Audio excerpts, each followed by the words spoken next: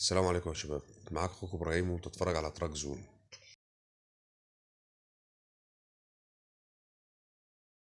السلام عليكم يا جماعة، بسم الله والصلاة والسلام على رسول الله.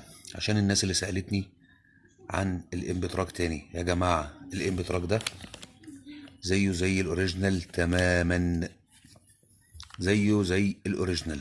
ده الجهاز معاه كابل ام بي 1 ومعاه كابل المان، تمام، ومعاه كابل التيبل اللي هو الترابيزة. يعني انت ممكن تشتغل في كنترول المكنة وهو على الترابيزة بواسطة الكابل ده، تمام. والسوفت وير يا شباب، السوفت وير هو السوفت وير.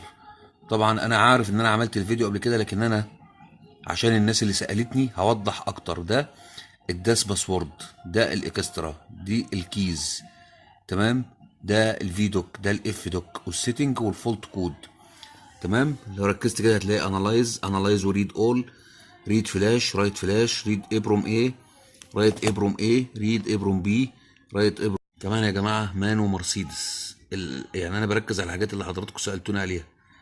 كمان بيشتغل مان وبيشتغل مرسيدس، تمام. والمان اهو موجود، يشتغل مان ويشتغل مرسيدس ويشتغل كمان باصات، تمام يا شباب. ده المرسيدس وده المان، تمام، شغال زي الفل. الداس باسورد اهو، تمام. والسؤال ممكن اعمل داون جريد، ممكن اعمل داون جريد من اليورو 5 او اليورو 6، من اليورو 4 واليورو 5 لليورو 3 عشان تلغي النشادر طبعا، اللي هي هتنزل السوفت وير 1 على 96 وتنزل السوفت وير عشان تلغي النشادر موجود، وبعمل كالكوليت وكل حاجه تمام التمام.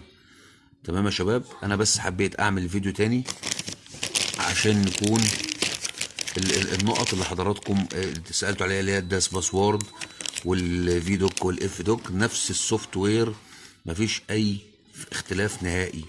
والسلام عليكم ورحمه الله وبركاته.